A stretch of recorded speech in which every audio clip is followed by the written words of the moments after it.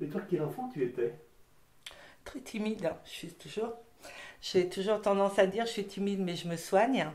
C'est vraiment ce qui reste. C'est le seul regret que j'ai, c'est qu'à cette époque-là, la timidité, on ne la soignait pas, on s'en occupait pas trop et je pense, ça m'a laissé des petites blessures qui sont un peu profondes et qui font qu'aujourd'hui j'ai encore pas mal de difficultés à me sentir à l'aise partout. C'est étonnant de parler de maladie pour la timidité. Parce que pour moi, ça a été vraiment quelque chose de très handicapant. C'était en classe, j'aurais aimé parler, mais je devenais toute rouge, comme je dois l'être en ce moment un petit peu. Et, euh, et du coup, ça m'a empêché souvent de m'exprimer et de me construire.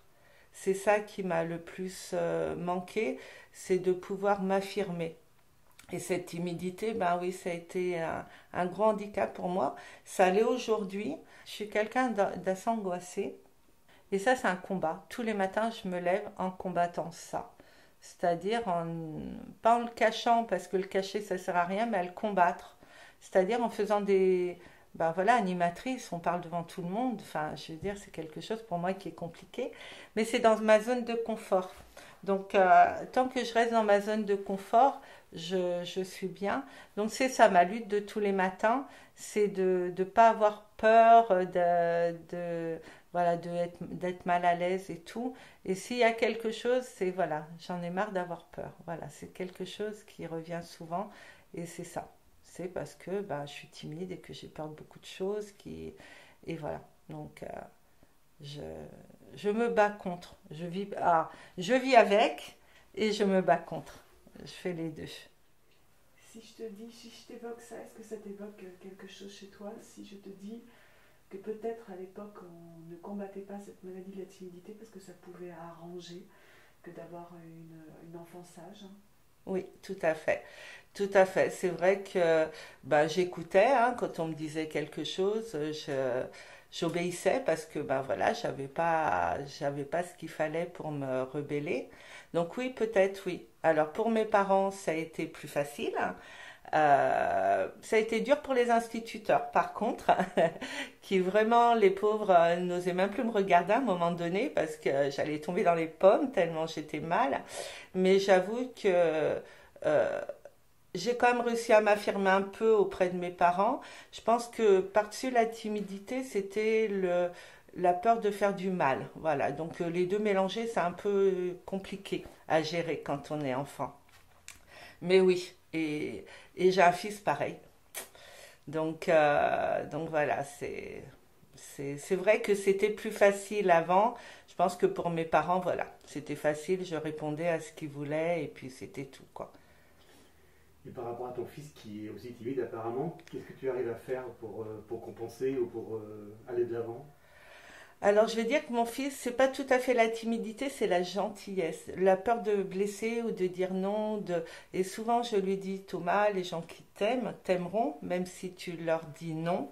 Voilà, je pense que ce qui a été le plus dur pour moi, c'est apprendre à dire non et me dire que ben voilà, c'est un positionnement. Donc moi je l'ai appris parce que la vie m'a appris à dire non très tôt, très tôt. Et du coup, voilà, souvent je dis Thomas, apprends à dire non, c'est bien, mais, voilà. Mais il est moins timide que moi. Est-ce que tu peux nous raconter un souvenir particulier de ton enfance qui t'aurait marqué? Le seul souvenir qui me reste, c'est justement en CP. Ça devait être la première semaine de classe et j'ai eu très envie de faire pipi. Voilà. Et j'ai levé la main et relevé la main et l'institutrice m'a dit Annick, c'est pas le moment, c'est pas le moment. J'ai dit, s'il vous plaît, non, c'est pas le moment. Et voilà, il est arrivé ce qui devait arriver et c'est quelque chose qui m'a marqué et c'est malheureusement le souvenir qui me reste et c'est un peu dommage. C'est le souvenir. Après, j'en ai beaucoup d'autres, mais le premier qui me revient à chaque fois qu'on parle de la scolarité, la petite scolarité, c'est ça. C'est un peu dommage parce que j'ai eu beaucoup, beaucoup d'autres souvenirs merveilleux, notamment primaires avec un directeur d'école génial, avec qui on a fait des pièces de théâtre, on a écrit un livre. Malgré tout, ce petit souvenir m'a dérangée et c'est peut-être pour ça qu'aujourd'hui, je suis à l'écoute des enfants, des adultes, même des animaux. Quand ils me regardent, j'essaye toujours de comprendre ce qu'il y a derrière. Je pense que voilà, c'est un petit peu ça qui ça m'apprend à me construire aussi, ça m'a appris. Et puis ça m'a appris aussi à pas trop boire avant d'aller en classe. Alors, ce souvenir de CP, où tu as osé demander, tu as passé le cap de ta timidité, qui en plus a été avec une réponse négative. Alors, est-ce que avant cette expérience-là, ou est-ce que cette expérience-là a eu des conséquences sur cette timidité? Je pense pas. Je pense pas. J'étais en difficulté. On n'a pas répondu. Voilà. À ma demande. Ça, oui. Et je me suis dit, ça y est, tu es plus en maternelle, hein, où on s'occupe de toi. Voilà. Tu es dans le monde des grands. Et ce monde-là, il va falloir t'affirmer. Et je me suis dit que j'aurais dû me lever. Voilà. J'aurais dû me lever et y aller. Mais à cette époque-là, j'aurais pas été en capacité. Comment tes parents ont réagi à ça? Est-ce qu'ils ont fait quelque chose derrière ou pas? Je me rappelle pas de ce que mes parents ont dit ou ont fait, mais je pense ils m'ont consolée. Voilà. Je pense que ça, j'ai jamais manqué d'amour ou de réconfort, mais je pense que l'institutrice a dû se prendre une petite engueulade. Mais voilà. Mais c'était moi qui avais été blessée, quoi. Même si on m'a pris, c'est très blessant, un enfant à cet âge-là, c'était vraiment quelque chose de blessant et c'est un peu dommage.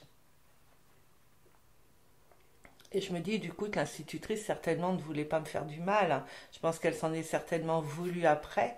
Mais voilà, elle me connaissait pas encore assez pour savoir que si j'osais lever la main, c'est que c'était vraiment une question d'urgence. Ou voilà, je pense que le reste de l'année, elle a dû être très, très vigilante par rapport à mes réactions.